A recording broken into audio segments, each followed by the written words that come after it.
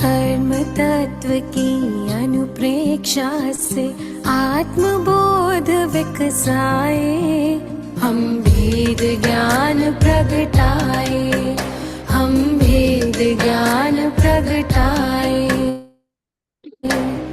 निज आत्म में रमण करें और देह भाव विसराए, हम भेद ज्ञान प्रगटाए, हम भेद ज्ञान प्रगटाए।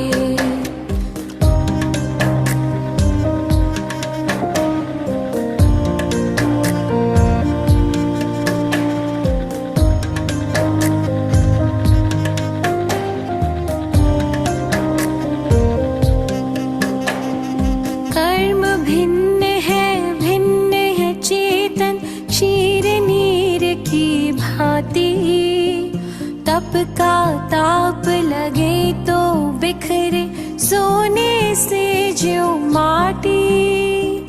कर्म भिन्न है चेतन क्षीर नीर की भांति, तप का ताप लगे तो बिखरे सोने से ज्यों माटी।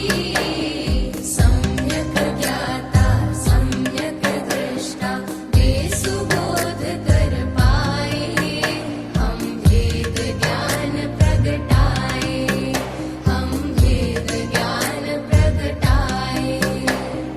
कर्म तत्व की अनुप्रेक्षा से आत्मबोध विकसाए, हम भेद ज्ञान प्रगटाए, हम भेद ज्ञान प्रगटाए।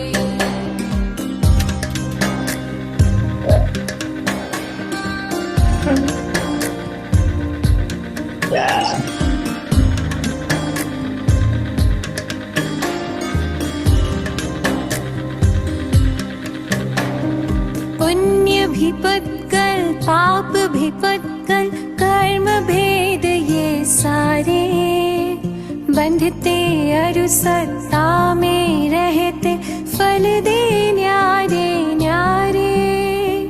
पुण्य भी पत्कल पाप भी पत्कल, कर्म भेद ये सारे, बंधते अरु सत्ता में रहते फल दे न्यारे न्यारे।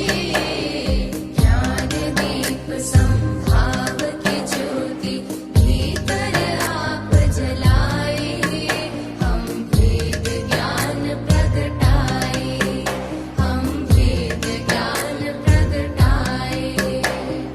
कर्म तत्व की अनुप्रेक्षा से आत्मबोध विकसाए, हम भेद ज्ञान प्रगटाए, हम भेद ज्ञान प्रगटाए।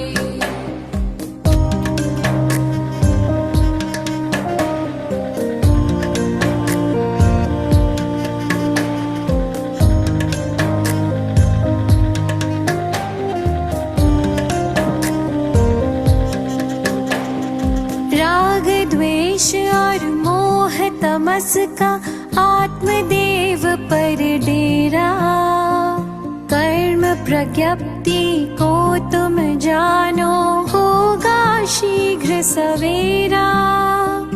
राग द्वेष और मोह तमस का आत्मदेव पर डेरा, कर्म प्रज्ञप्ति को तुम जानो होगा शीघ्र सवेरा।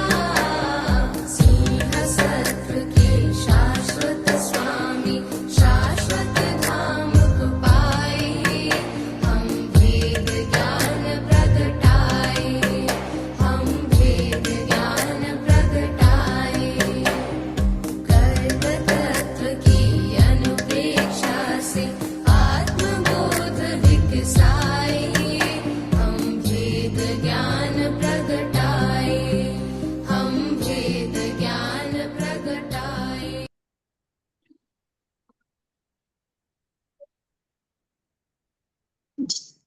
जय जिनेन्द्र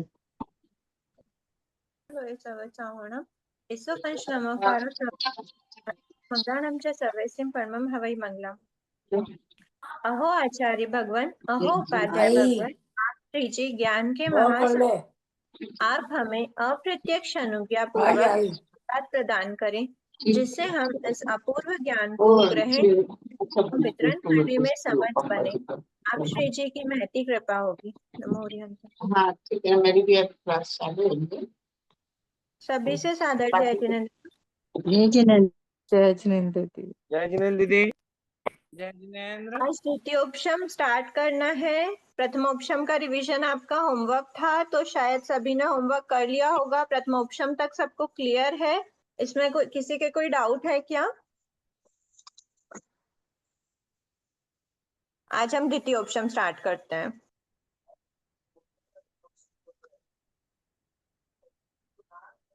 द्वितीयोपशम सम्यक्त्व को आप ऐसा नहीं समझना कि प्रथमोपशम की प्राप्ति हुई और उसके जस्ट बाद में किसकी प्राप्ति होगी, द्वितीयोपशम की।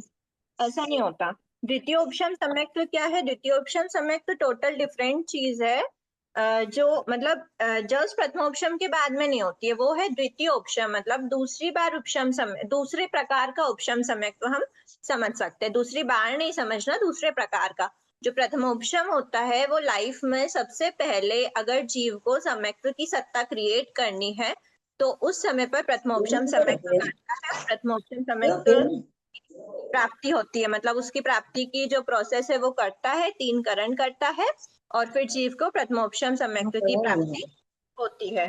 पर द्वितीयोपशम सम्यक्त्व में क्या होता है तो बताया। और ये जीव कौन सा था? प्रथमोपशम सम्यक्त्व जो कर रहा था वो जीव कौन सा था?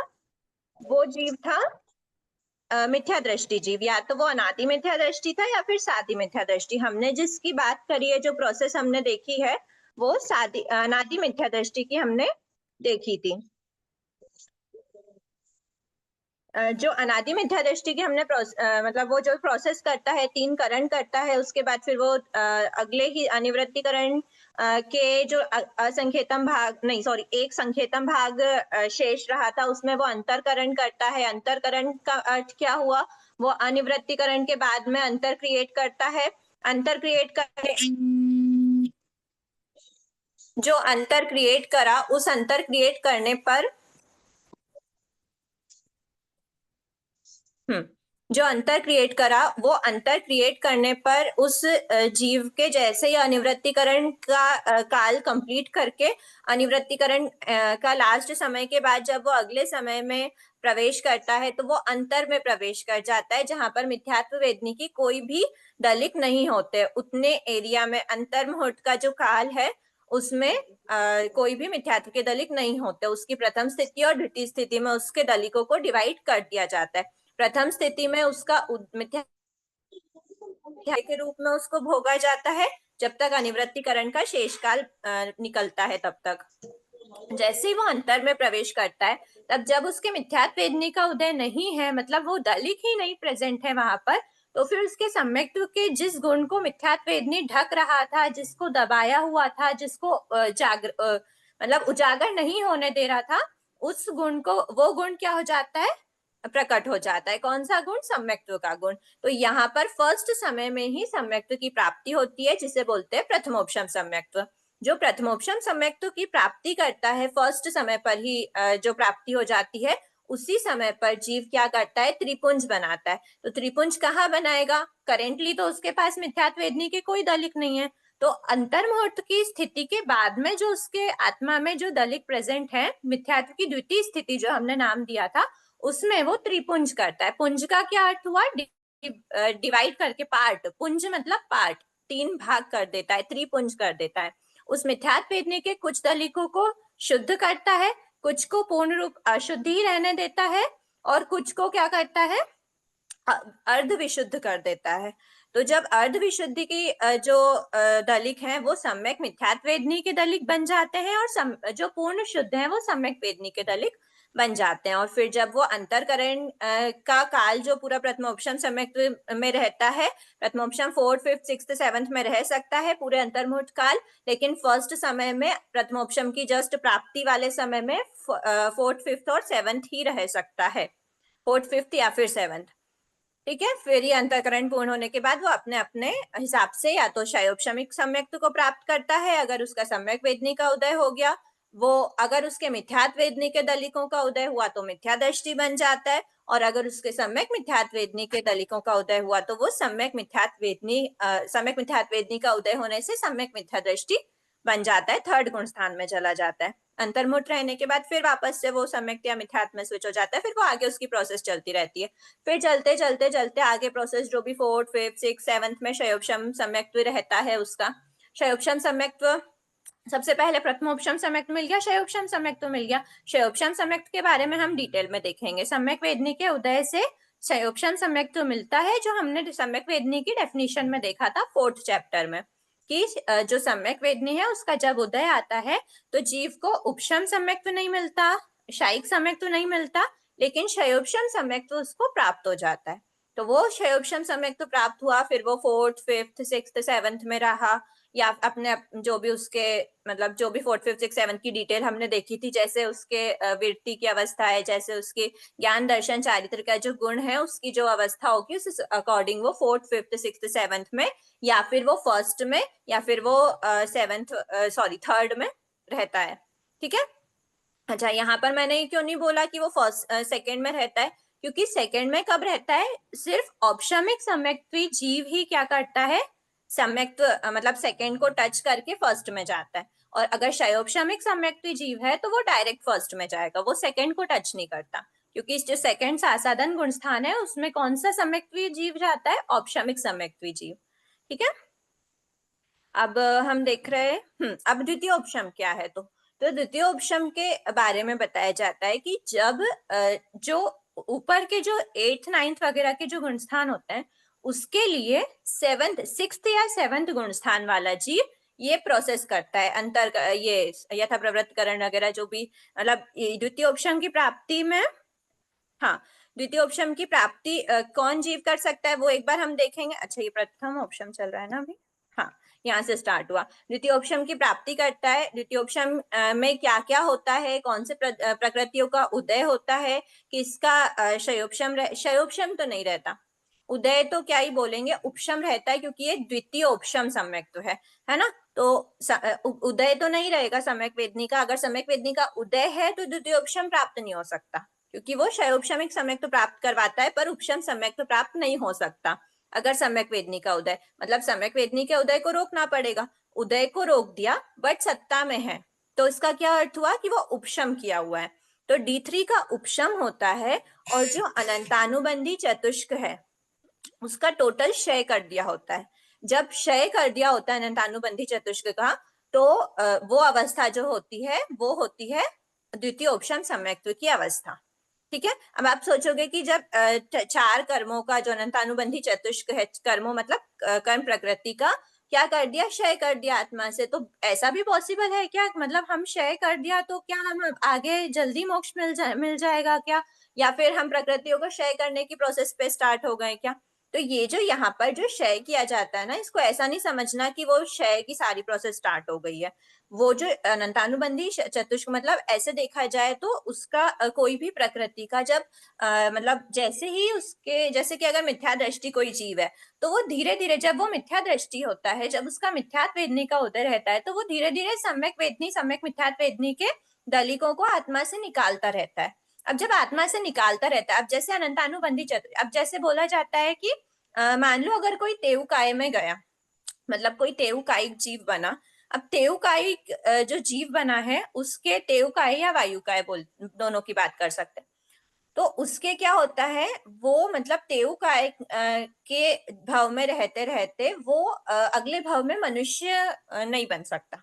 जैसे मतलब क्या है, देवता और नरक की तो बात छोड़ी दो, मनुष्य तो के ये लिए भी बन अगर सकता। ऑप्शंस खुले हैं पृथ्वी काय अपकाय वाले जीवों के, बट जो तेवकाय और वायुकाय जीव है वो अगले भाव में मनुष्य का, मतलब वो उस भाव के रहते मनुष्य प्रायोग्य नहीं बांधता। क्या होते हैं मनुष्य प्रायोग, मनुष्य गति होती है, मनुष्य अनुपूर्वी होती है, ये जो मनुष्य प्रायोग्य होते हैं, प्लस उच्च गोत्र, मतलब ओनली तिर्यंश प्रायोग्य जब वो बांधता है तो तिर्यंश प्रायोग्य में नीच गोत्र आता है। तो ना तो वो उच्च गोत्र को बांधता है, ना ही वो मनुष्य द्विक को बांधता है, मनुष्य गति, मनुष्यानुपूर्वी। तो इसमें क्या होता है, वो जब तेऊ आयु में उत्पन्न होते हैं ना, तो वो धीरे धीरे इन प्रकृतियों का क्या करते रहते हैं, हटाते रहते हैं आत्मा को, मतलब आत्मा से इन प्रकृतियों को हटाते रहते हैं। तो जब एक समय ऐसा भी आ जाता है कि वो हटाते हटाते जब वो वापस मतलब बहुत बहुत टाइम तक वो तेऊ वायु में ही अगर भ्रमण करते रहे, तो एक टाइम ऐसा आएगा कि वो जो उसकी प्रकृति मतलब धीरे धीरे हटा रहा था सत्ता से, वो टोटल से क्या हो जाएगी, हट जाएगी। वो हटा कैसे रहा था, तो वो किस प्रकार हटाता है, तो जैसे मनुष्य गति है, तो मनुष्य गति को वो तिर्यंज गति के रूप में क्या कर देता है, आत्मा से बाहर निकालता है, उसमें कन्वर्ट करके, है ना। ये हमने संक्रमण देखा था। तो वो कन्वर्जन होता जाता है। उच्च गोत्र है तो उच्च गोत्र का जितना सत्ता में प्रेजेंट है उसको नीच गोत्र के रूप में कन्वर्ट करके वो आत्मा से निकालता जाएगा। निकाल रहा है मतलब उदय में आता जा रहा है। तो जब एक समय ऐसा आता है जब वापस नया स्टॉक तो भर नहीं रहे हैं पर पुराना खाली होता जा रहा है, तो इसका क्या मतलब हुआ, उस पूरे स्टॉक से हम कभी ना कभी तो रहित होंगे। तो उस अवस्था को बोल सकते हैं कि इसका क्षय हो चुका है, इस प्रकृति का, पूरे कर्म का क्षय नहीं हुआ है, उस प्रकृति का। इसी प्रकार से अनंतानुबंधी चतुष्क का भी क्या होता है, बहुत लंबे टाइम तक मतलब अनंतानुबंधी चतुष्क का जब नहीं वापस उदय में आ रहा होता है, बंध और उदय नहीं हो रहा होता है, तो धीरे धीरे वो आत्मा से निकलता जाता है। तो जब निकलता जाता है तो एक समय ऐसा आता है, मतलब एक समय क्या, एक ऐसी स्थिति आती है जिसमें अनंतानुबंधी चतुष्क हमारी आत्मा में नहीं प्रेजेंट होता, जय तो जिनेन्द्र वो दीदी। कहलाती है अनंतानुबंधी चतुष्क के जय क्षय जिनेन्द्र वाली दीदी। अवस्था। जय ठीक है, जिनेन्द्र तो एक दीदी। बार कोई कुछ थोड़ा बोल रहा है क्या बीच में? हाँ दीदी, थोड़ा सा आराम से या बताइए ना, एक थोड़ा मिनट, एक फास्ट। मिनट, आवाज क्यों नहीं आ रही है आप लोगों की? एक बार फिर से बोलिए ना प्लीज। जय जिनेन्द्र दीदी, थोड़ा फास्ट ज्यादा हो रहा है, मेरे को बिल्कुल समझ नहीं आ रहा है। अच्छा, ठीक है, मैं एक बार फिर से लेती हूँ। वो मैंने सिर्फ ना एक क्षय वाली चीज बताई थी कि क्या होता है आत्मा से क्षय, कोई प्रकृति का क्षय कब होता है, जब उसके मतलब उसका नया बंध तो नहीं है। आप इतना आवाज समझो, बहुत ज्यादा स्लो हो गई आपकी। स्लो हो गई। हाँ, बहुत ज्यादा स्लो हो गई। सभी को स्लो आ रही है क्या? नहीं, हमें ठीक आ रही है। ठीक है। क्या होता है हमारी आत्मा में कुछ प्रकृतियां जब उनका नया बंध मतलब स्टॉक में इनपुट नहीं आ रहा है, मतलब वापस नहीं कर रहा है, पर हमारी आत्मा से वो निकलता जा रहा है। निकलता का क्या अर्थ निकल रहा है, आपकी लेकिन आवाज ब्रेक भी हो रही है और हाँ, वॉल्यूम कम हो गई है आपकी। तो आवाज ब्रेक हो रही है। वॉल्यूम कम हो गई, स्पीड स्लो हुई है, आवाज ठीक है कम वो हो तो, गई पर है वॉल्यूम भी दीदी। कम हो गई है। एक बार ना मैं किसको किसी रेस्पॉन्सिबल पर्सन को होस्ट बनाऊं जो वापस मुझे होस्ट बना सके। एक बार मैं लीव करके फिर से ज्वाइन करती हूँ। कौन और अच्छे से आप, ऑपरेट कर लेगा? मैम, आप ना एक सांस में बहुत खट खट खट खट खट खट बहुत स्पीड से बोलते हो। थोड़ा सा आपको, क्योंकि पता है क्या है, देखो आपको तो रटा हुआ है, अच्छे से समझा हुआ है।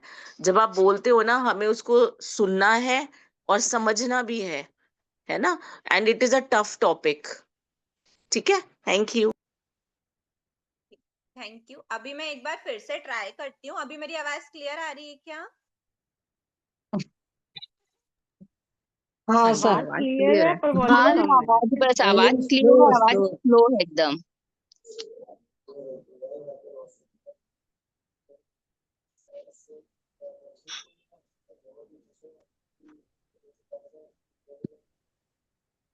एक बार मैं कोई एक आ लाइन रही है, रीड आ कर रही हूँ। अभी रही मेरी आवाज क्लियर आ रही है थोड़े से हाँ हाँ लाउड? हाँ, ठीक आ हो गई है, गया, ठीक आ हो गई आ है रही है, गया। आ आवाज। रही है, आ रही दीदी आवाज।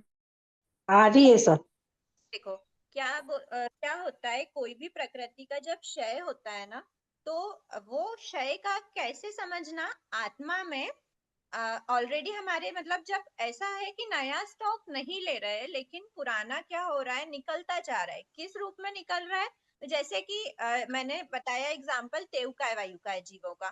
तो तेऊकाय वायुकाय जीव बहुत टाइम तक अगर वो तेऊकाय वायुकाय में ही भ्रमण करते रहेंगे, उस समय पर तेऊकाय और वायुकाय के जो भव है ना, उस भव में क्या होता है, उनके इसका क्या बोलते हैं, मनुष्य गति, मनुष्यानुपूर्वी, उच्च गोत्र, इनका वो बंद नहीं करता, क्योंकि जिन्होंने गति आगति पढ़ा होगा उसमें आता है कि जो तेयु वायुकाय होते हैं उनकी गति नियमा तिर्यंज गति होती है, वो मनुष्य गति में नहीं, मनुष्य गति को प्राप्त नहीं करते अगले भाव में।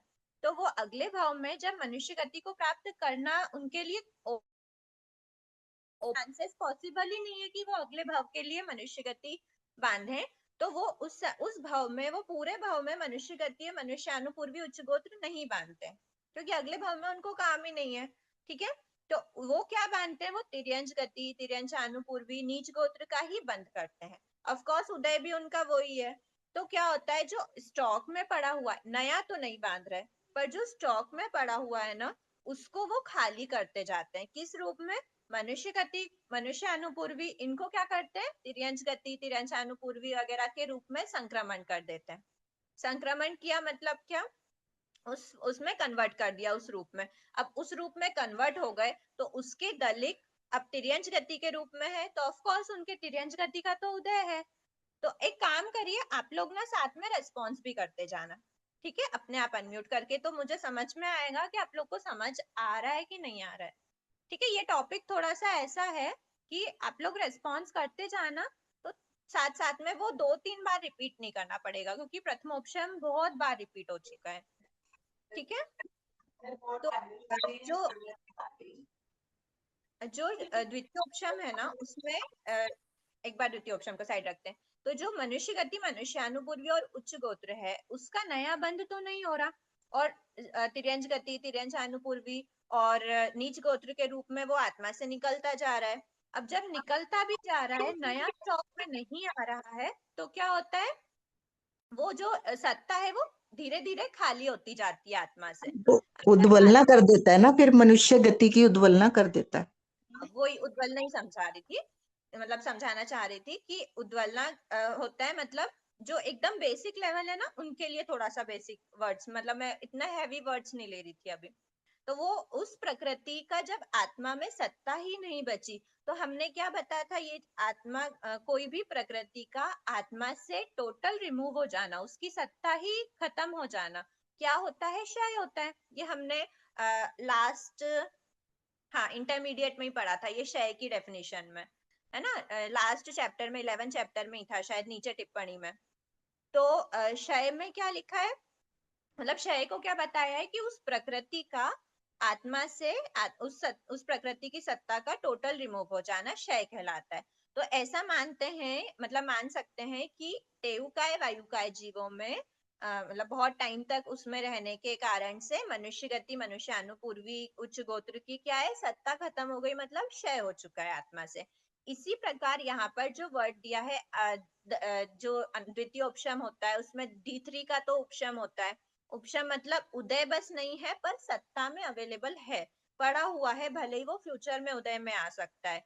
मिथ्यात्व वेदनी, सम्यक वेदनी, या फिर मतलब सम्यक वेदनी, मिथ्यात्व वेदनी, या फिर सम्यक मिथ्यात्व वेदनी, ये तीनों उदय में तो नहीं है, पर सत्ता में है, मतलब उनका उपशम है। पर अनंतानुबंधी चतुष्क का क्या होता है, बहुत टाइम तक जीव अनंतानुबंधी चतुष्क का नया बंध और उसका उदय भी नहीं होता, नया बंध नहीं करता। अभी बंध की बात करते हैं, नया जब बंद नहीं करता तो धीरे धीरे उसकी जो सत्ता है वो दूसरे में कन्वर्ट होके निकलती जाती है, और जब निकलती गई नया बंद नहीं हुआ, तो ऑफ कोर्स स्टॉक खाली होना है, स्टॉक खाली हुआ मतलब क्षय हो गया। तो अनंतानुबंधी चतुष्क के क्षय की अवस्था और D3 के उपशम की अवस्था जब साथ में होती है, तो वो क्या कहलाता है, वो अवस्था कहलाती है द्वितीय उपशम सम्यक्त्व की अवस्था। ठीक है, अभी सिर्फ हमने एक डेफिनेशन की लाइन समझी है कि द्वितीय उपशम सम्यक्त्व क्या होता है। D3 मतलब दर्शन त्रिक के उपशम एवं अनंतानुबंधी चतुष्क के क्षय से प्राप्त सम्यक्त्व, मतलब जब ये दोनों है, जब D3 का उपशम है, अनंतानुबंधी चतुष्क का क्षय है, तो इससे प्राप्त जो सम्यक्त्व है वो सम्यक्त्व क्या कहलाता है, द्वितीय उपशम सम्यक्त्व। क्लियर हुआ? आगे बढ़े। जय जिनेन्द्र, ये पूछना था, ये कैसे पता चलेगा कि द्वितीयोपम सम्यक्त्व में है हम, जैसे अनंतानुबंधी चतुष्क का क्षय हो गया, तो अभी तो पॉसिबल नहीं है ना अभी इस समय में। नहीं, अभी द्वितीयोपशम पॉसिबल नहीं है, अभी क्षयोपशम सम्यक्त ही है हमारा, जी। है ना? ठीक है, तो अभी जब ये इसका क्षय कर देगा 4 का, तो फिर शायिक संकित की ओर बढ़ रहा है फिर वो जीव, ऐसा बोल नहीं सकते शायद सम्यक्त की ओर बढ़ रहा है, क्योंकि जब क्योंकि आप क्षय हो गया ना उसका, तो फिर वो दोबारा तो आएगा नहीं सत्ता में। D3 का तो उपशम है ना, हाँ, तो अभी तो लेकिन वो, D3 उपशम चल रहा है ना। हाँ, तो वो शायिक संकित की ओर जा रहा है ना फिर वो। नहीं, एक ही प्रकृति का हुआ ना। वही मैंने सबसे पहले बताया था कि कोई भी प्रकृति का अगर क्षय हो रहा है तो ऐसा नहीं समझना कि वो शायिक सम्यक्त की तरफ जा रहा है। इसीलिए मैंने आपको ये पहले तेऊ वायु का एग्जाम्पल लिया, उसने तो मनुष्य गति, मनुष्य अनुपूर्वी और उच्च गोत्र का क्षय कर दिया। अगर क्षय हुआ है किसी प्रकृति का तो फिर बोलना चाहिए ना कि वो शायिक सम्यक्त की ओर जा रहा है, पर हम बोल सकते हैं क्या तेऊ का वायु का उस समय पर शायिक सम्यक्त की ओर जा रहा है? नहीं बोल इसी सकते। सच है, मतलब टोटल अगर एक कर्म का क्षय हो गया है तो उसको हमारी आत्मा से टोटल क्षय आपकी मानते हैं। आवाज बहुत स्लो आ रही है, बहुत ज्यादा स्लो है। आपकी आवाज बहुत ज्यादा स्लो आ रही है, बाकी सभी दूसरों की आवाज सही आ रही है। सही है। थोड़ी स्लो तो है, थोड़ी तो स्लो है बोलना। अच्छा, दूसरों मैं की आवाज तेज आ रही है, आपकी स्लो आ रही है बस।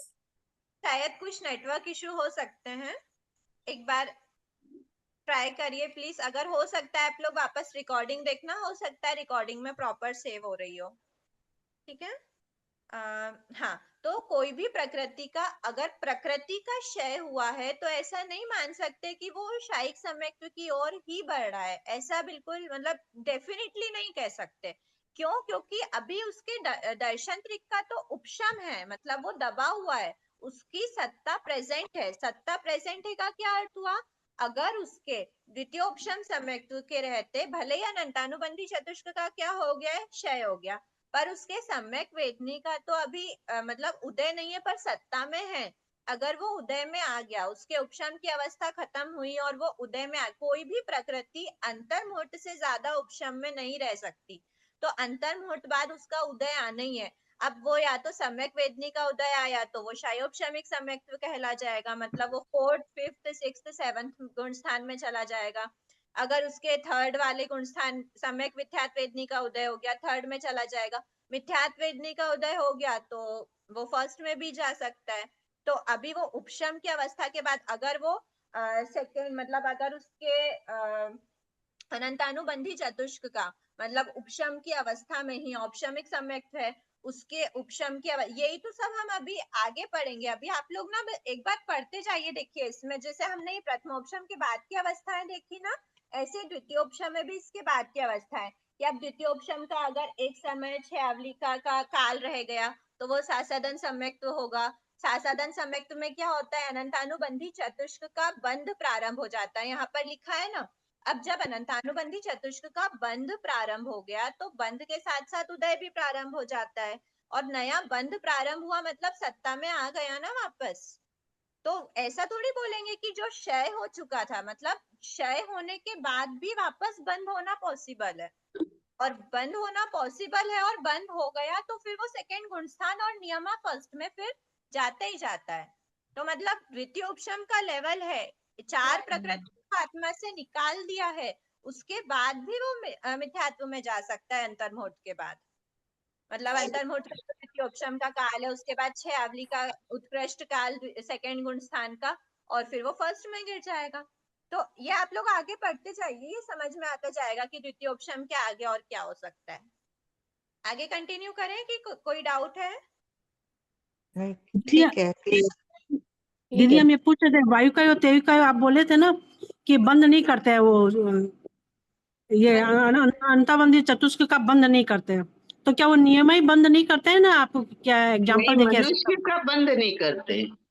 अनंतानुबंधी चतुष्क का नहीं बताया मैंने, मनुष्य गति, मनुष्यानुपूर्वी और उच्च गोत्र का बताया कि उनका बंद हाँ, नहीं करते नियमा। हाँ, हाँ, वो तो समझ गया हम, लेकिन आप बोले ना कि इसका उदय भी नहीं है और बंद भी नहीं है अनंताबंदी चतुष्क का, तो वो स्टॉक खाली करते जाते हैं, तो वो क्या बंद नियम ही बंद नहीं करते हैं क्या वो लोग?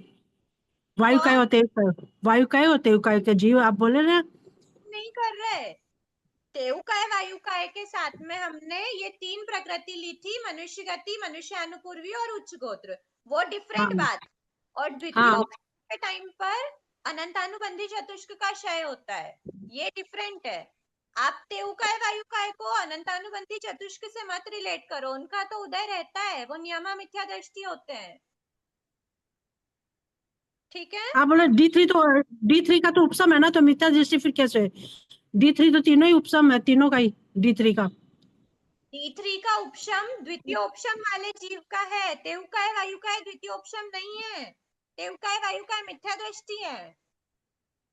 अच्छा हाँ, वायुकाय को आप सम्यक्त्व से, द्वितीय उपशम सम्यक्त्व से रिलेट मत करो। A4 का क्षय नहीं होता, उनकी A4 का उदय रहता है। ठीक है, अच्छा ठीक है। ठीक है। अब हम आगे बढ़ते हैं द्वितीयोपशम सम्यक्त्व में। उसमें क्या बताया, जैसे हमने प्रथमोपशम में प्राप्ति देखी कि प्राप्ति कौन कर सकता है, उसकी योग्यता, कैपेबिलिटी देखी। तो यहाँ पर भी हम देखेंगे, वहां पर हमने क्या देखा, थोड़ा ना उसको रिवाइज करते हुए चलते हैं।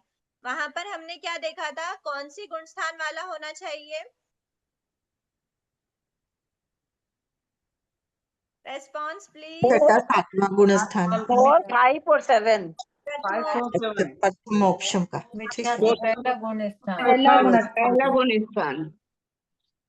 क्वेश्चन ध्यान से सुनिए, क्विकली रेस्पॉन्स नहीं करना, फिर मार्क्स कम आ जाते हैं, कट जाता है, क्वेश्चन पेपर में गलत हो जाता है एग्जाम में। क्या क्वेश्चन था? प्रथमोपशम सम्यक्त्व की प्राप्ति जिस जीव को करना है, उसके गुण स्थान कौन सा है? प्राप्ति पहला मिथ्या First दृष्टि। पहला ही होता है। पहला। तो हो चुकने के बाद नहीं पूछा है, प्राप्ति करना है, मतलब अभी वो मिथ्या दृष्टि है, मतलब फर्स्ट गुण स्थान है। हमने देखा कौन कर सकता है, अनादि मिथ्या दृष्टि या फिर साधी मिथ्या दृष्टि। तो वो पहला तो गुण। है, मतलब फर्स्ट गुण स्थान। ठीक है, अब वहां पर फर्स्ट गुण स्थान वाला जीव था, यहाँ पर कौन सा होना चाहिए, छठे या सातवें? द्वितीयोपशम की प्राप्ति कौन कर सकता है? या तो वो छठा या सातवां गुण स्थान वर्ती क्षयोपशमिक सम्यक दृष्टि जीव। उसका उपशम सम्यक्त्व नहीं होना चाहिए, शायिक सम्यक्त्व नहीं होना चाहिए, वो कौन सा होना चाहिए, क्षयोपशमिक सम्यक दृष्टि होना चाहिए। और कौन से गुण स्थान में? क्षयोपशमिक सम्यक्त्व के तो 4th 5th 6th 7 चारों होते हैं, पर हमको कौन सा देखना है, छठा और सातवां वाला ही क्या कर सकता है, द्वितीय उपशम की प्राप्ति कर सकता है।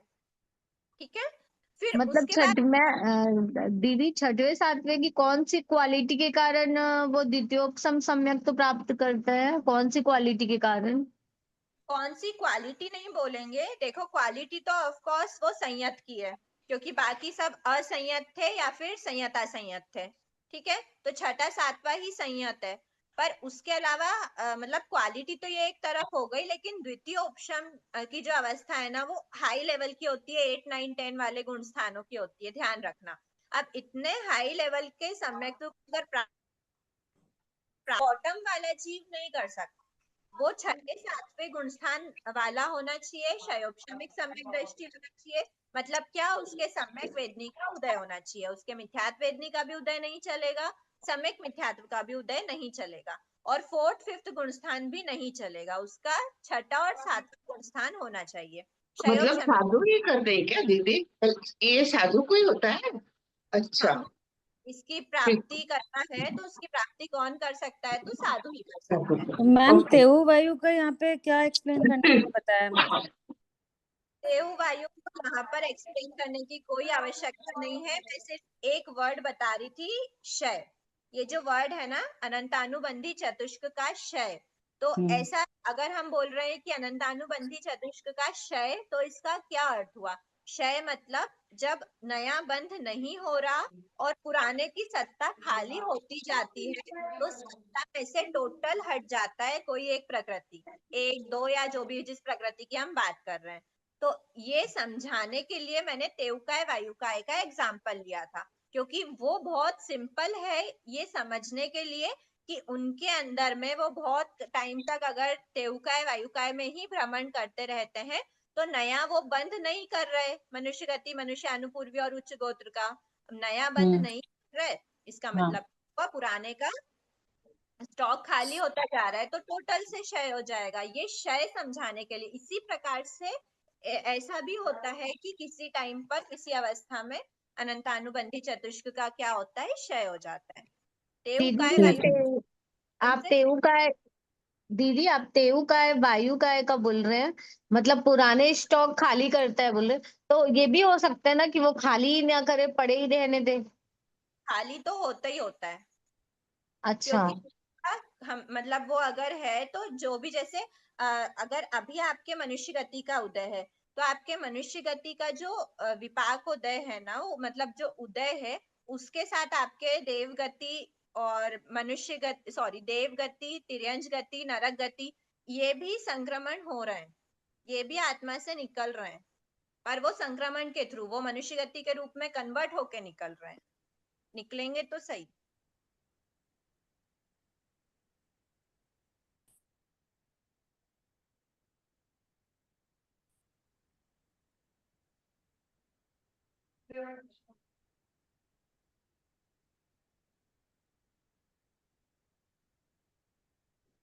ठीक है।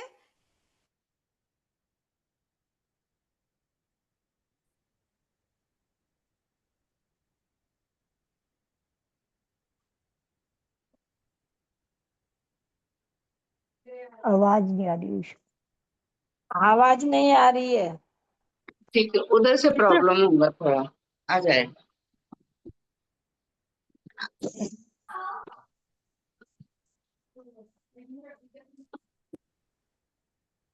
हाँ, हम किसी भी विषय में लोगों आदि किसी विषय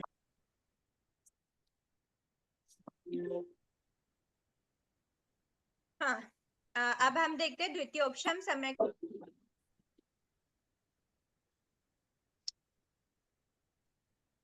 दीदी आवाज नहीं आ रही आपकी।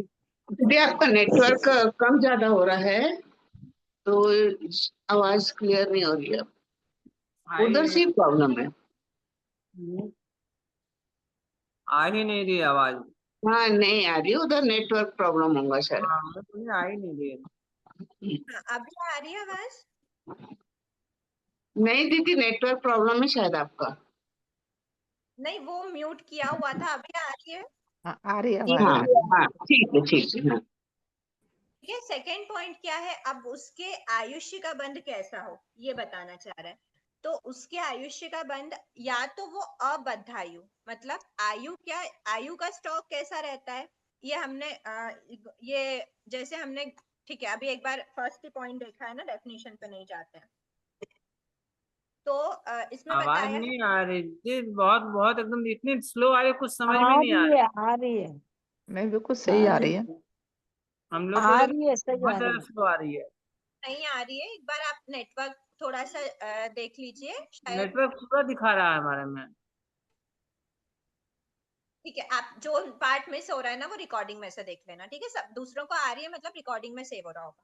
सेकेंड पॉइंट है अबद्ध आयु। अबद्ध आयु या फिर मतलब अबद्ध आयु का क्या अर्थ हुआ कि आयुष्य का जो स्टॉक है उसकी आत्मा में है ही नहीं, मतलब है नहीं, सॉरी, अबद्ध आयु न्यू वाला नहीं है। अभी जो करंट चल रहा है वो तो स्टॉक में होगा, क्योंकि वो स्टॉक में है तभी तो वो उदय में आ रहा है, ठीक है। पर अगला नया जो आयु है वो उसने अभी बंद नहीं किया है, क्योंकि जब नया आयु बंद कर लेता है तो वो नए आयु की मतलब आयुष्य की, प्लीज जिनके बैकग्राउंड में आवाज है एक बार म्यूट कीजिए ना।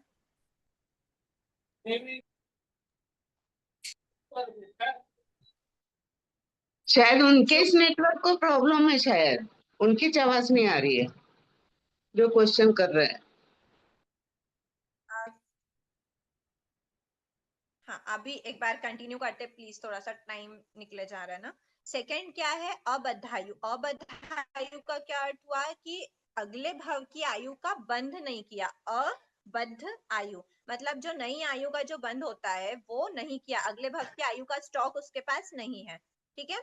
या फिर अगर आयु का बंद कर भी लिया हो तो कौन सी हो, वैमानिक देव की ही आयु का बंद किया हो। अगर उसने नरक गति की आयु का, तिर्यंज गति की आयु का, मनुष्य गति की आयु का बंद किया अगले भव के लिए, या फिर उसने देव गति में भी लो लेवल की होती है, भवनपति है, वाणव्यंतर है, ज्योतिषी है, मतलब भवनपति वाणव्यंतर है, इनके क्या है बंध, आयु का बंध अगर किया है तो वो द्वितीयोपशम सम्यक तो प्राप्त नहीं कर सकता। अगर दीदी उसने या वैमानिक तो वो देव बिना क्यों? आयुष्य बंध के हो, वैमानिक देव, क्योंकि ये जो द्वितीयोपशम, देखो अपने आप समझो, द्वितीयोपशम सम्यक का जो हाई क्योंकि इस लेवल प्रकार का का है, शब्दों का त्याग हाई लेवल से इसलिए पौरुषम में जो तो आगा रखते हैं वो है सांस का निकालना, छोड़ना, फांसना, छींकना। जो भी मतलब अगले भाव में अगर वो काल कर, मतलब इस भाव में जो काल करेगा अगले भाव में अगर उसको उत्पन्न होना है, इतने टॉप लेवल से काल करने पर वो ऑफ कोर्स वैमानिक देव में ही जाएगा। वैमानिक देव ऊपर की टॉप क्वालिटी के देव है, तो वो जब इतने हाई लेवल से अगर वो काल करेगा तो कहाँ जाएगा? जहां पे उसने आयुष्य बंद किया होगा वहीं ऐसा करवाओ कि वो उसमें मैच करे, मतलब उससे सेटिस्फाई करे कि अगर वो द्वितीयोपशम की अवस्था में, देखो ये तो कंपलसरी है कि जो सम्यक दृष्टि जीव होते हैं वो नियमा देवगति का ही बंध करते हैं। सम्यक दृष्टि मनुष्य और तिर्यंश, और सम्यक दृष्टि देवता और नरक गति के जीवों के लिए देवगति का कोई भी ऑप्शन खुला नहीं होता है, मतलब वो वापस वैक्री से वैक्री नहीं बन सकते ना, तो वो मनुष्य गति में, मतलब मनुष्य गति का बंद करते हैं, मनुष्य आयु का बंद करते हैं। ठीक है, पर जो सम्यक दृष्टि तिर्यंश और मनुष्य होते हैं वो नियमा देवगति का ही बंद करते हैं। 5th गुण स्थान में अभी आप सम्यक दृष्टि अवस्था में हो, आप 5th गुण स्थान में हो, तो आप नियमा, मतलब अभी सिलेबस में तो मूल कर्म है, अगले सिलेबस में जब आप देखोगे तो उसमें आपको आएगा कि मतलब जो बंध उदय उदीना सत्ता वाला जो पार्ट है उसमें पता चलेगा कि जो सम्यक दृष्टि जीव होते हैं वो नियमा देवायु का ही बंद करते हैं। आप सम्यक दृष्टि अवस्था में हो, श्रावक 5th गुण स्थान में हो, तो आप कंपलसरी देवगति का ही, देवायु का ही बंद करोगे। ठीक है, तो इसीलिए जो हाई लेवल के हैं 6ठे 7वें में तो प्राप्ति हो रही है, और 8वें 9वें के जो गुण स्थान है जिसमें द्वितीयोपशम की अवस्था है, ऐसी अवस्था में अगर जीव को कहाँ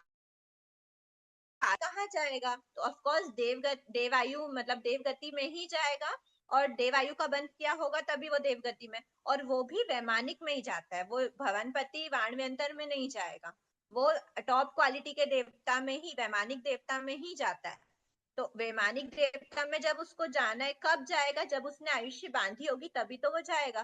तो इसीलिए द्वितीयोपशम अगर प्राप्त करना है तो वो जीव या तो आयुष्य का बंध ही ना किया हो, और अगर आयुष्य का बंध कर भी लिया तो ओनली वैमानिक देव आयु का बंध किया हो, तो ही उसके लिए ये द्वितीयोपशम सम्यक तो प्राप्ति की खुली है, मतलब खुला है, नहीं तो वो प्राप्त नहीं कर सकता। ठीक है, अब थर्ड पॉइंट पे आते हैं कि उस जीव का सहनन कैसा है। तो उस जीव का सहनन, कौन सा सहनन? 6 टाइप के सहनन हमने पढ़े थे सहनन नाम कर्म में। तो उस जीव का सहनन कौन सा है? तो उस जीव का वज्र ऋषभ नारद सहनन नाम कर्म का उदय है, मतलब वो वज्र ऋषभ नारद सहननी जीव है। ठीक है, फिर मतलब दीदी अगर आप बोले कि क्या बोलते हैं, जो 5वें गुण स्थानवर्ती जीव है उसी को ही द्वितीयोपशम मिल सकता है? मैंने ऐसा नहीं बोला, 6ठे 7वें अच्छा, तो वो क्या बोले थे आप, 5वें गुण स्थानवर्ती जो? अगर आप श्रावक हो और सम्यक दृष्टि हो तो देवगति का बंध होगा, हमने ये बताया है ना दीदी?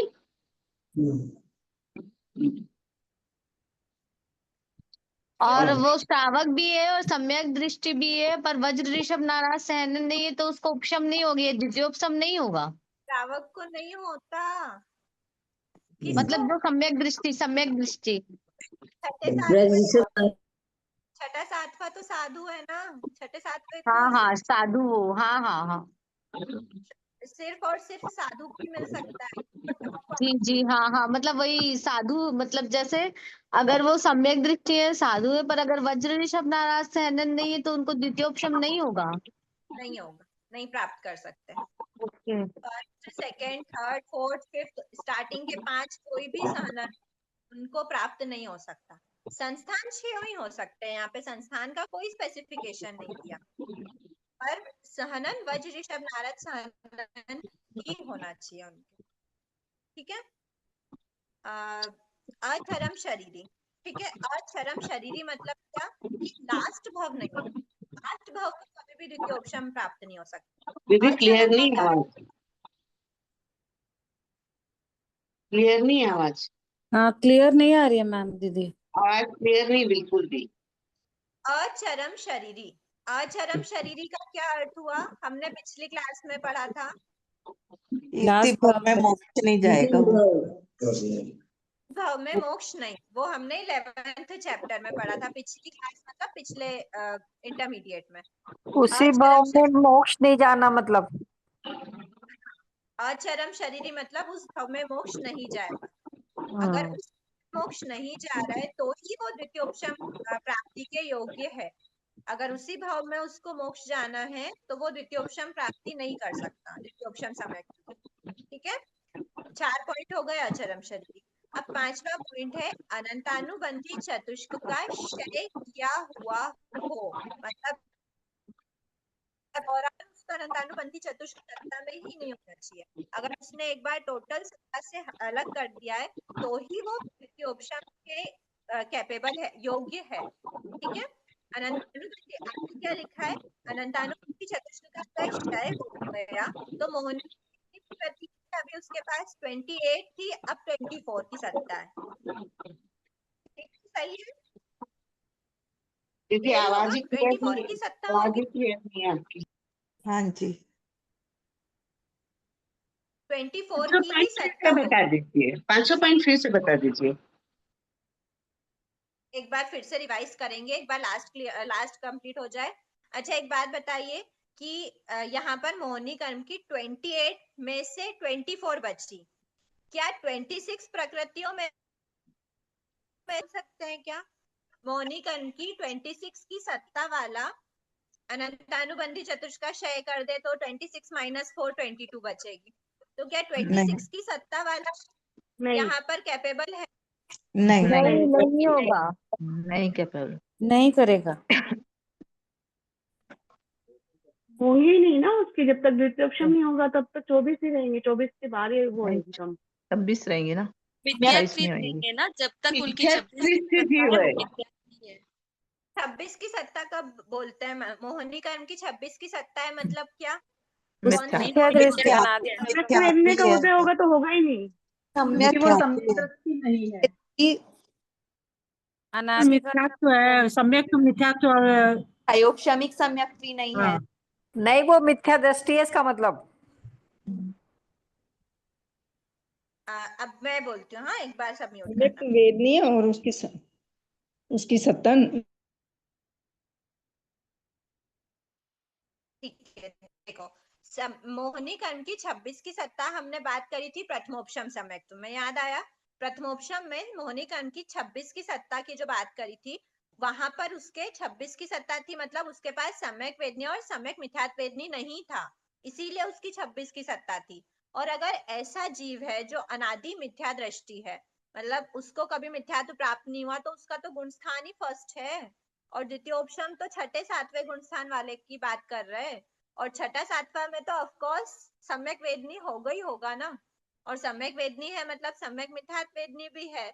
28 की तो सत्ता होगी उसके पास, 26 की सत्ता वाले के लिए बोल ही नहीं सकते, क्योंकि 6ठे 7वें गुणस्थान वर्ती जीव की बात कर रहे हैं।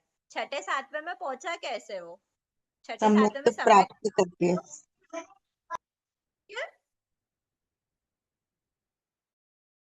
समझ नहीं आया, एक बार फिर से रिकॉर्डिंग में से सुनना, फिर से मतलब एक बार वापस समझने की कोशिश करना। क्या बोल रही हूँ? मोहनी कर्म की 26 की सत्ता क्यों नहीं हो सकती? यहाँ पर द्वितीयोपशम में 26 की सत्ता वाले की बात क्यों नहीं कर सकते? क्योंकि मिथ्यात्वी है वो अनादि मिथ्या दृष्टि है, और अनादि मिथ्या दृष्टि तो कैपेबल ही नहीं है द्वितीयोपशम के। द्वितीयोपशम के योग्यता के लिए 6ठा 7वां गुणस्थान होना चाहिए, पहला नहीं। ठीक है, इसीलिए बोला है कि मिथ्या, मतलब इसीलिए बोला है कि मोहनी कर्म की 28 की सत्ता है। अनादि मिथ्या दृष्टि कैसे हुआ दीदी? 26 की सत्ता वाला अनादि मिथ्या दृष्टि हमने द्वितीय उसमें प्रथमोपशम में पढ़ा ना। तो ऐसे भी तो हो सकता है कि जैसे वो वापस सम्यक्त से गिर गया हो मिथ्यात्व में। अगर सम्यक्त्व से गिरा है मिथ्यात्व में तो उसके सम्यक्त्व अंदर आत्मा में तो है ना, भले ही वो मिथ्यात्व में गिर गया, सत्ता में तो है। यहाँ पे तो सत्ता की बात कर रहे हैं, सत्ता थोड़ी ना खत्म हो जाती है एकदम से, सत्ता को खत्म होने में टाइम लगता है। ठीक है, बाकी और जैसा भी आपको अनुप्रेक्षा करो, थोड़ा सा डाउट आता है तो आप पूछना। अभी 28 की सत्ता वालों की बात करी है कि 28 की सत्ता, उसमें 28 में से भी 24 उसकी सत्ता खत्म हो गई हो, सॉरी 4 की सत्ता खत्म हो गई हो और 24 ही रही उसके पास। 4 कौन सी खत्म हो गई, मतलब सत्ता में ही नहीं है। अगर पूछे उससे कि उसके अंदर मोहिनी कर्म की कितनी प्रकृतियां हैं, तो सिर्फ 24 ही प्रकृतियां हैं, अनंतानुबंधी चतुष्क है ही नहीं उसके आत्मा में। अनंतानुबंधी खत्म हो गया 4। खत्म हो गया, क्षय कर दिया, मतलब आत्मा से निकाल दिया टोटल। पर ये द्वितीय उपशम है ना, तो उपशम नहीं करेगा क्या?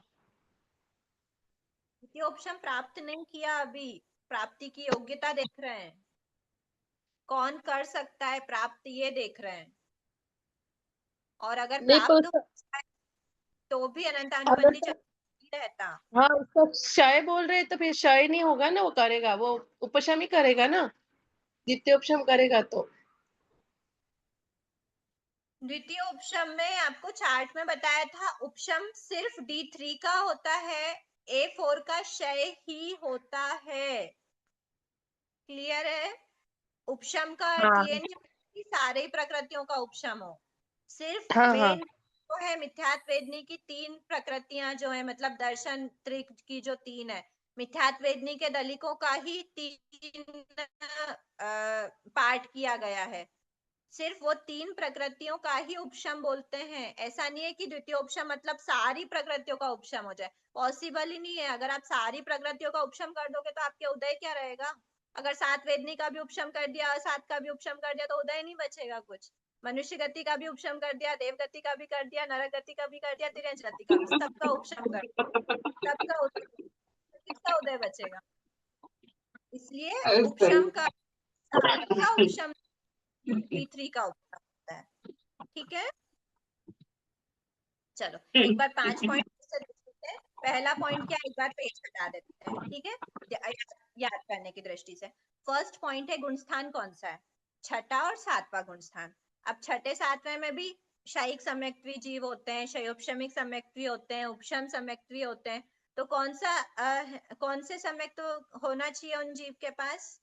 शयोपशम।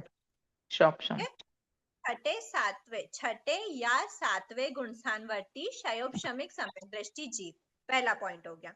सेकंड पॉइंट क्या है? अबद्धायु या देव वैमानिक। 14 लगा ही है। आयु रिलेटेड है, तो आयु कौन सी बंधी होनी चाहिए? या तो कोई भी नहीं बंधी वैमानिक, हाँ आयु, और अगर बंधी है तो वैमानिक देव की ही बंधी। ठीक, फिर थर्ड पॉइंट था सहनन का, वज्रऋषभ नारद सहनन, सहननी जीव, सहननी मतलब उसके पास वज्रऋषभ नारद सहनन है, उसके वज्रऋषभ नारद सहनन नामकरण का उदय है। ठीक है, फोर्थ पॉइंट अचरम शरीरी। अचरम शरीरी। ये 3 बिल्कुल छोटे छोटे पॉइंट है। ठीक है, फर्स्ट गुणस्थान है, फिर आयु का बता रहे, फिर आयुषी सहनन और चरम अचरम, कौन सा भाव है? तो अचरम भाव है उसका, लास्ट भाव नहीं है, तो अचरम शरीरी जीव है। फिफ्थ पॉइंट है कि प्रकृतियां कर्म की 24 प्रकृति होनी चाहिए, कर्म की 24 प्रकृति होनी। 24 मतलब 4 हट गई, कौन सी 4 हटी? अनंतानुबंधी चतुष्क। A4 सत्ता से चली गई मतलब क्षय हो गया, अनंतानुबंधी चतुष्क का क्षय किया हुआ। ठीक है, हो गए 5 पॉइंट। हाँ जी, अब हम देखते हैं, अब हम प्रोसेस देख लेते हैं एक बार। ठीक है, 10 मिनट लगभग टाइम है, उसमें हम एक बार प्रोसेस देख लेते हैं। अब क्या होता है, जीव द्वितीय उपशम सम्यक्त्व प्राप्ति की प्रक्रिया में D3 का इस प्रकार अंतरकरण करता है। देखो यहाँ पर भी अंतरकरण तो करेगा, वो क्यों करना है यहाँ पर अंतर? आप मतलब एक बार अपने लॉजिक से बताओ, कोई कोशिश करो कि यहाँ पर भी अंतरकरण क्यों करना है? सम्यक्त्व प्राप्ति के लिए, प्राप्ति के लिए तो करता है, पर अंतरकरण करने की क्यों आवश्यकता है? पिछली बार उपशम अंतरकरण करने क्या का था? मिथ्यात्व से दलित खत्म करने का उसका उपशम करने के लिए हाँ D3 का उपसम है ना। मिथ्यात्व से दलित द्वितीयोपम प्राप्त करने के लिए पूरे अंतर्मुहूर्त के लिए हमको उपशम मतलब किसी का भी उदय नहीं चाहिए। अगर किसी का भी उदय हमको नहीं चाहिए, इसका क्या अर्थ हुआ? देखो उपशम। एक ध्यान रखना कि ये जो प्रकृति मतलब ऐसे कहलाती है, जो मिथ्यात्व वेदनी जो होती है ना, वो ध्रुव बंधिनी प्रकृति कहलाती है।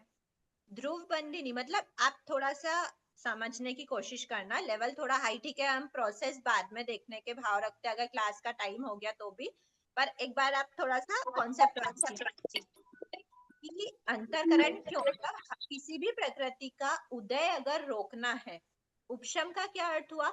उदय नहीं है पर सत्ता में है।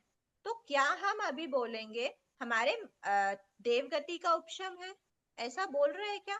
उदय में नहीं है पर हमारे क्या है, सत्ता में तो है। सत्ता में है। तो ऐसा बोल सकते हैं क्या कि उपशम है उसका, देवगति का? बोल सकते हैं। नहीं नहीं हो सकता है, नहीं भी हो सकता है। हो सकता नहीं है। बोल सकते। ये समझ नहीं आ रहा दीदी, आप क्या बोले कि वो देवगति का उपशम, ये क्या है? एक बार सुनो थोड़ा सा, अब ये द्वितीय ऑप्शन से थोड़ा साइड में चले जाओ, ठीक है? अंतरकरण क्यों कर रहे हैं, अंतर क्यों क्रिएट कर रहे हैं, वो समझाना चाहती हूँ मैं, क्योंकि एक थोड़ा लॉजिक वाली बात है ना। ऐसे ही थोड़ी कि हमको रटना है कि बस ये प्रोसेस होती है तो हमको ये प्रोसेस रटना है कि ये होता है। ये क्यों होता है, क्यों करना पड़ा है, हर चीज के पीछे एक क्वेश्चन मार्क होना चाहिए, लॉजिक समझना है कि क्यों कर रहे हैं अंतर क्रिएट। अब देखो उपशम, बस सुन ले संकित वेद दीदी आप बोलिए संकित ना, पहले ऐसे समझ ही नहीं आ रहा, कंटिन्यू नहीं हो संकित रहा, बीच में सब बोल रहे हैं, वो आप बोलिए। चलो एक बार सबको म्यूट कर दिया। क्वेश्चन मेरा ये है, उपशम का अर्थ क्या होता है? मैं ही आंसर दे देती हूँ वरना फिर सब अनम्यूट हो जाएंगे।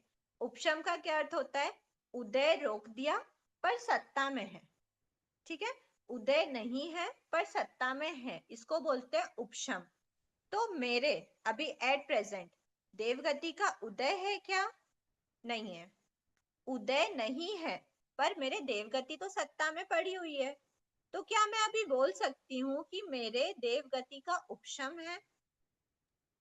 दीदी उदय को रोकना उपशम कहलाएगा ना, जब अभी उदय ही नहीं है तो वो उपशम क्यों कहलाएगा? नहीं है हो सकता है ना उपशम, मतलब सत्ता में जिस चीज सत्ता में तो है ना।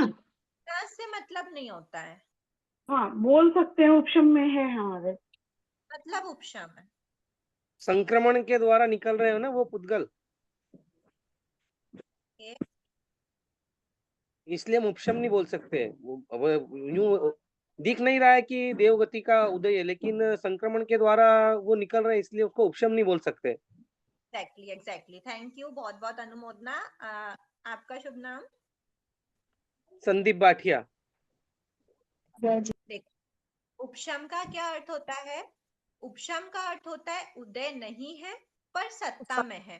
तो इसको जो उदय, जिस उदय की बात करते हैं ना, वो उदय टोटल उदय नहीं मानना, ना तो वो मतलब विपाक उदय हमको प्रत्यक्ष दिख रहा है, और ना ही वो अंदर ही अंदर संक्रमण के द्वारा निकलेगा। मतलब पहले ना इसके लिए वर्ड होता था प्रदेश उदय, पर अब उसको टोटल बोल दिया गया है कि आपको संक्रमण वर्ड यूज करना, क्योंकि वो प्रदेश उदय का अर्थ वही होता है पर वर्ड उसको बोला है संक्रमण। तो अगर संक्रमण भी हो रहा है दूसरी प्रकृति में कन्वर्ट होके, वो दलित तो निकल रहे हैं ना, भले उनका रूप चेंज हो गया। हम क्या करते हैं? प्रकृति बंध, स्थिति बंध, अनुभाव बंध, प्रदेश बंध, ठीक है? तो हम 4 प्रकार का बंध करते हैं। एक बार स्थिति और अनुभाव की बात मत करो। किसी प्रदेश का हमने बंध किया, उसमें हमने कोई प्रकृति डाली, जैसे मान लो हमने प्रदेश का बंध किया, उसमें देवगति क्या डाली? प्रकृति डाली, देवगति नाम कर्म प्रकृति डाली। अब वो देवगति नाम कर्म की जो प्रकृति संक्रमण के द्वारा मनुष्य गति नाम कर्म में चेंज हो जाती है, पर वो प्रदेश तो रहा ना। अब प्रकृति का तो चेंज हो गया पर प्रदेश है, तो प्रदेश किसके रूप में हुआ? तो बोला मनुष्य गति के रूप में चेंज हो गया।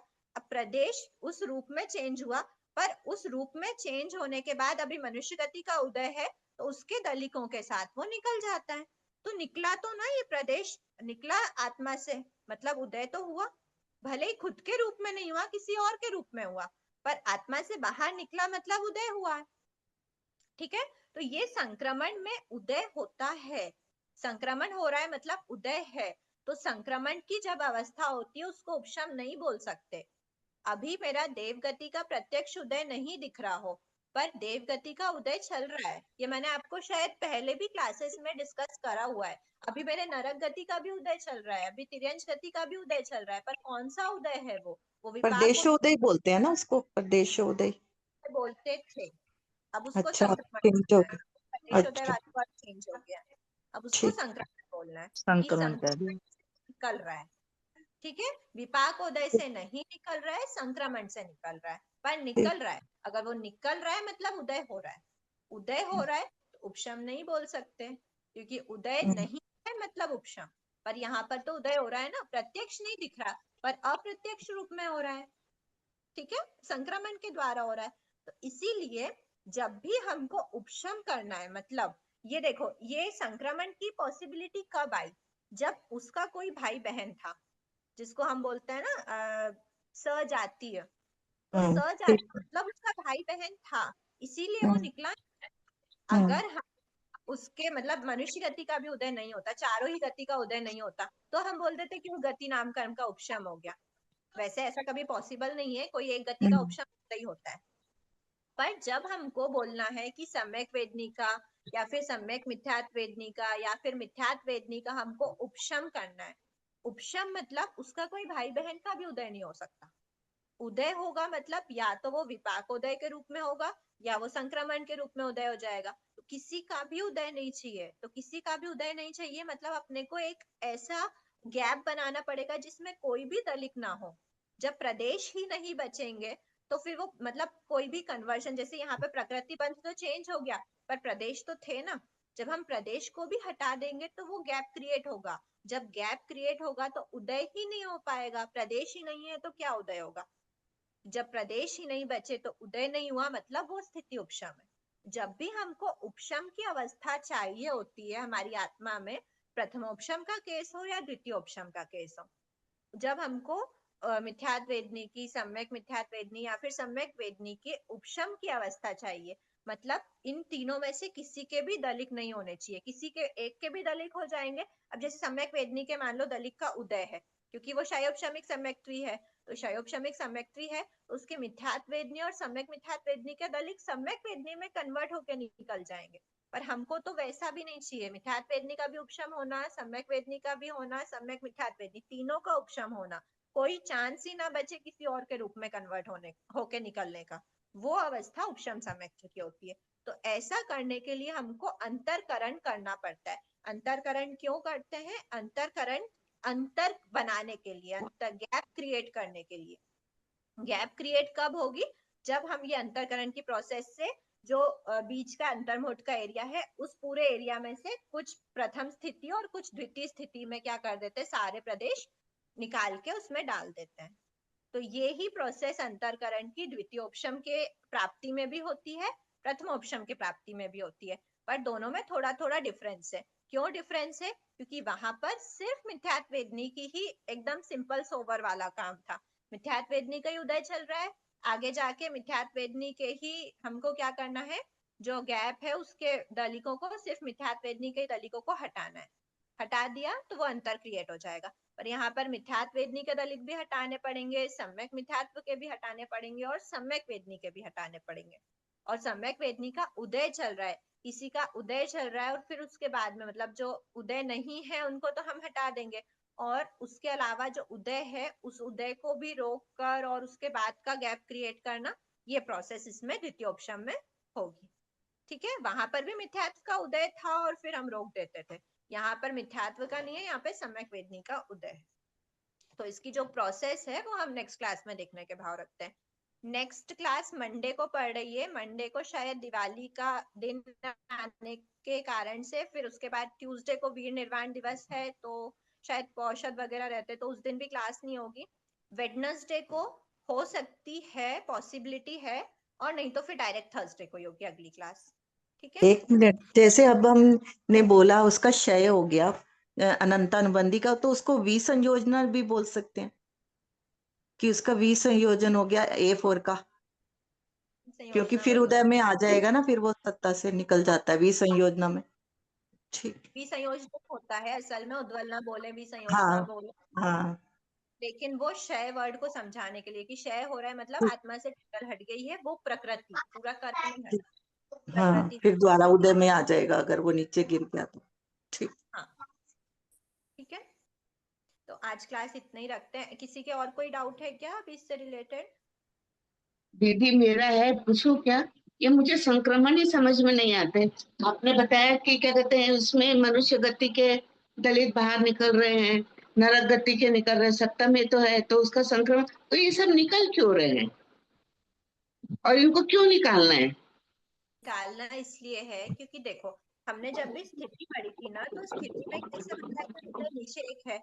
अभी निषेक में हर समय पर हम क्या डालते हैं, दलित डालते हैं, दलित डाल रहे, हाँ दलित डलता है।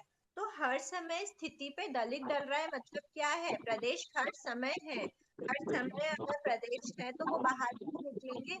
ये उदय समय ही तो है, प्रेजेंट समय मतलब उदय समय। इस समय जितने भी प्रदेश है वो आत्मा से बाहर तो निकलेंगे ना। जब बाहर नहीं, निकलेंगे, अपन उसको खाली कर रहे हैं बोल रहे हैं, आप बता रहे हैं कि अपन उसको खाली कर रहे हैं, तो खाली करने से होगा क्या? मतलब कर्म हल्के होंगे ऐसा बोलना है?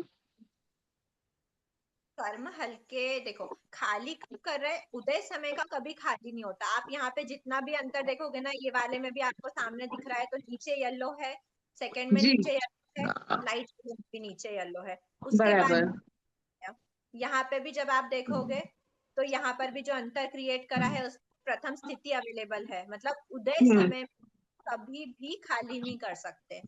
उदय समय के रहते कभी भी, उदय समय के बाद जो हमारी टोटल निषेक था ना, उस निषेक में जितनी भी हमने देखो स्थिति, हम जैसे हमने स्थिति बंद में क्या पढ़ा था, जब भी हम किसी स्थिति का बंद करते हैं, जैसे हमने बोला 70 कोड़ा कोड़ी की स्थिति है, तो 70 कोड़ा कोड़ी मतलब सिर्फ 70 कोड़ा कोड़ी पे हम प्रदेश नहीं जमाते, हम अबाधा काल प्लस 1 समय से लेकर पूरे 70 कोड़ा कोड़ी हर समय पर प्रदेश जमाते हैं, उसी से निषेक बनता है। बराबर। समय पर प्रदेश है, मतलब जैसे जैसे समय आगे बढ़ता जाएगा तो प्रदेश तो आत्मा से बाहर निकलेंगे ना। स्थिति क्या है एक्चुअली, इतने टाइम अच्छा, तक रहेंगे प्रदेश। जैसे हमने हाँ बोला कि प्रदेशों में एक समय की स्थिति है, तो एक समय आत्मा के साथ रहेंगे और निकल जाएंगे। प्रदेशों में 10 घंटे की स्थिति है, वो 10 घंटे तक आत्मा के साथ रहेंगे और फिर वो निकल जाएंगे। स्थिति क्या है, स्थिति मतलब आत्मा के साथ रहने का समय, फिर तो उनको बाहर निकलना ही है। अब वो निकले, अगर उनका उदय है, विपाक उदय है, तो वो खुद फॉर्म में ही फल देते हुए निकलेंगे।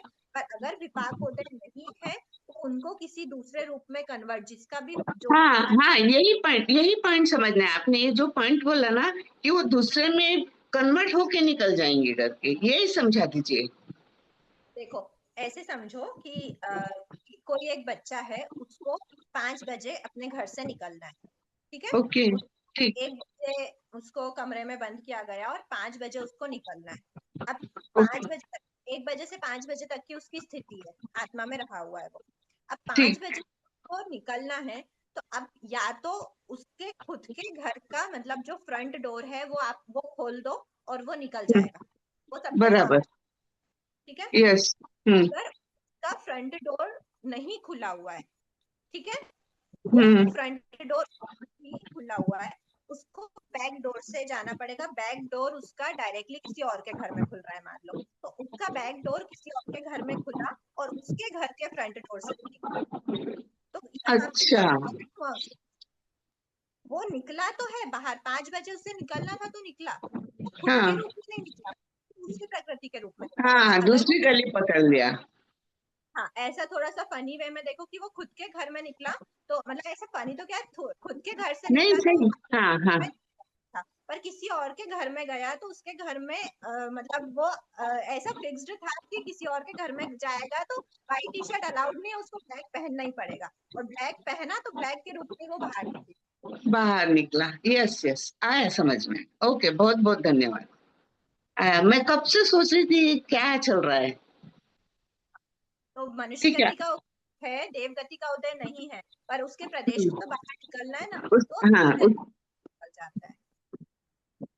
ठीक है, हो गया, आ गया दीदी, समझ में आया मेरे। अभी मस्त, बढ़िया एग्जाम्पल था एकदम।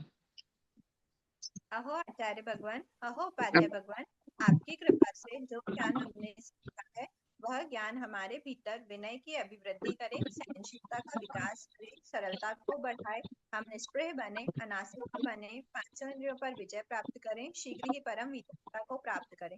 हमसे हुई अविनय साधना के लिए क्षमा करें। आप सभी से भी क्षमा याचना। क्षमा याचना दीदी, बहुत बहुत अनुमोदना, बहुत बहुत धन्यवाद। मेरा कंसेप्ट क्लियर हो गया। धन्यवाद।